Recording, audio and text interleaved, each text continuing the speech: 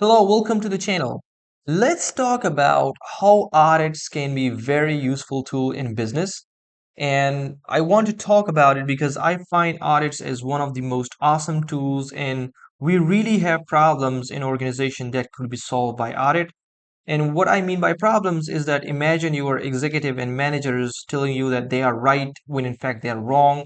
We humans have bias. It is a proven thing that we humans have built a picture of reality and we live in that picture.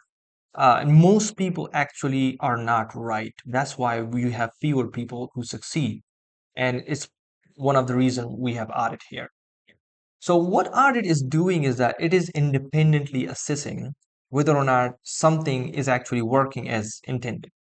So imagine that you are a chief executive officer and you think that there is a strategy, a business strategy that would work and we will beat the competitors. No, this is your strategy. It is based on your experience, but it may actually not be the case. This is your understanding, not that how the world works.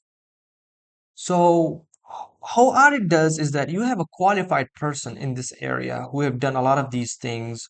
He will come in and he is also not under the control of the organization. So what he will be doing is independent and he will assess, you will provide him the evidence that we think that this is the best strategy because of this evidence. You will provide him the evidence. He will compare that evidence to the real world with his experience, and then he will tell you whether or not it is okay. There are some problems with the strategy, your assumption, the things that you are trying to audit. So it will help you to fix problems before it gets serious. Now, there is one more problem with audits, and audits are very expensive because when an auditor come in and the process itself of collecting evidence and evaluating it takes a lot of time. So a good way would be that audit costs money, but there is something that audit is also trying to fix. So the costs of audit should be very lower compared to the benefits that they are providing. They're reducing the uncertainty. And the case I'm discussing is actually not called audit.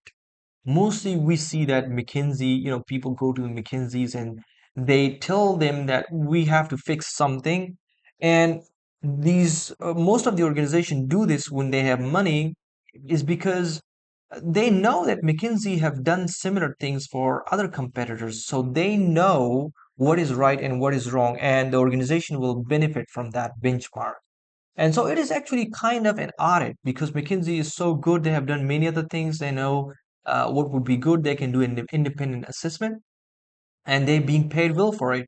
Now, this is just one assessment. I'm just trying to say that if you are not conducting audit, that's okay. But at least understand the principles and you can actually use those principles for things other than compliance and financial audit as done by the required by the rules.